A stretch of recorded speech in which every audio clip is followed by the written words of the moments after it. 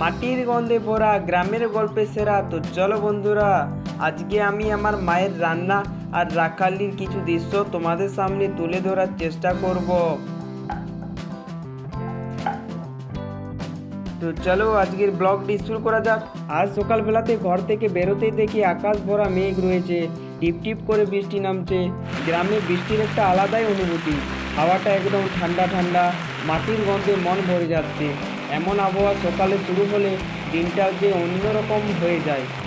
বাড়িতে তখন সকালে খাবার মতো তেমন কিছু ছিল না, তাই মাকে বললাম, মা আজকে কিছু বানাও।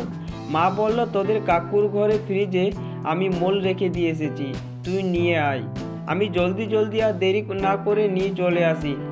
আর এদিকে আসতে না আসতেই মা দেখি ময়দার চালতে বসে গেছে। যে দেখছো বাটিতে একটা চকলেট কালারের কি জিনিস রয়েছে, ওটা হচ্ছে মোল বাটা। তো মা এখন ময়দাগুলি চালুক। তারপর ময়দা অনুযায়ী পরিমাণ মতো মা সেটাতে নুন মিক্স করে দিচ্ছে। তার সাথে মোলটি এবার গুলে গুলে মিক্স করতে হবে, তো সেটাই মা করছে। মোলটি বাটার পরেও দেখা যায় যে অনেক সময় বালি থাকে, তাই বালি দূর করার জন্য ওই বাটিতে ভালো করে জল দিচ্ছে মা। জল দিয়ে পর ভালো করে গুললেই বালিগুলি নিচে পড়ে যাবে। বালিগুলি নিচে পড়ে যাওয়ার পর মোলটি ভালো করে ছেঁকে মিক্স করতে হবে। দেখো মা কেমন করে করছে।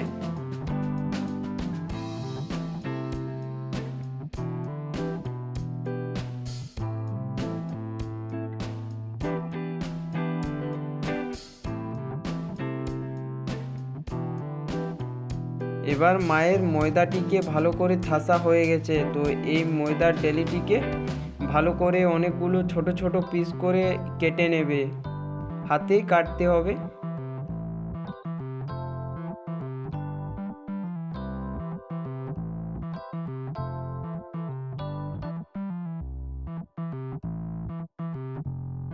এবার ময়দার কাটা ডেলিগুলিকে ভালো করে শেপ করে নিচ্ছে। এবার মায়ের ডেলিগুলি শেপ করার পর মা এবার রুটি বেলতে শুরু করলো।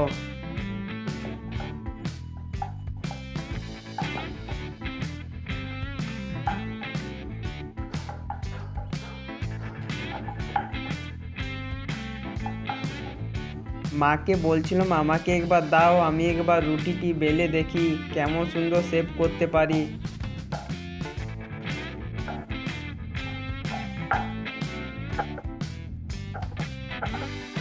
তারপর রুটিটা বেলছিলামই, অনেক দেরি হচ্ছিল আমার একটা রুটি করতে।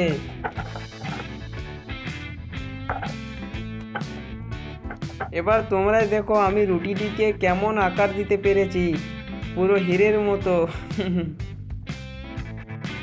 আমি মায়ের মতো চেষ্টা করলাম যে রুটিটি গোল হবে, কিন্তু কোনো মতে পারলাম না। আমার এই রুটি করাটি দেখে মা হাসছিল, আমিও হাসছিলাম। এই মুহূর্তগুলো সত্যি অমূল্য।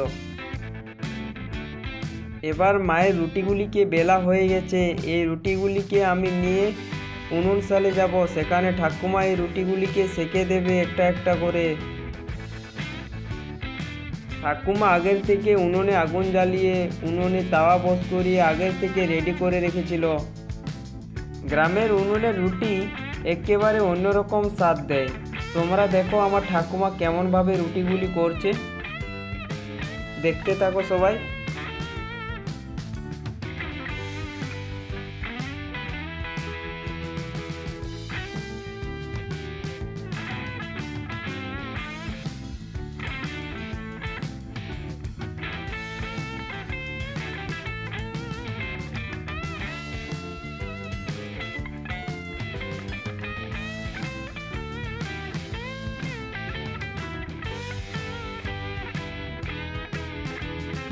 উনুনে রুটি করলে তাওয়ায় প্রথমে সেঁকতে হয়, আর ঠাকুমা প্রথমে 5টা থেকে 6টা রুটি একসঙ্গে সেঁকছে।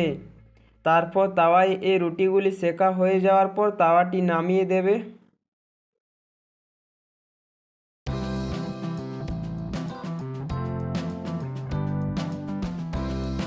ঠাকুমা এবার একটা একটা করে উনুনের আগুনে সেঁকবে। তো এই রুটিগুলি গরম গরম উনুনে ফুলে ফুলে উঠছিল, আর সুগন্ধে গোটা রান্নাঘর ভরে যাচ্ছিল। আর মোলের রুটি এমনিতেই সুস্বাদু।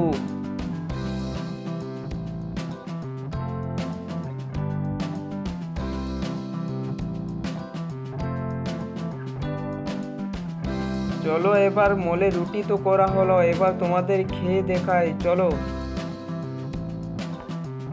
মোলে রুটি তো করা হলো, এবার খেয়ে দেখাচ্ছি তোমাদের এর স্বাদ কেমন।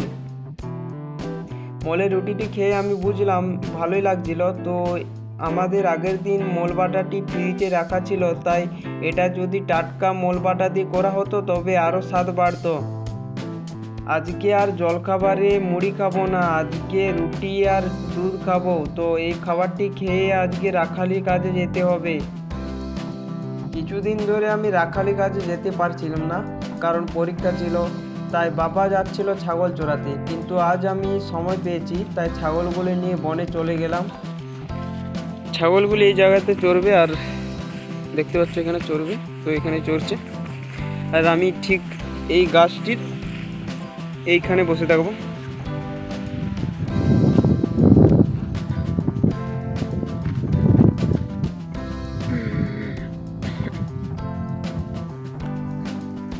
আজকের ভিউটি অসাধারণ।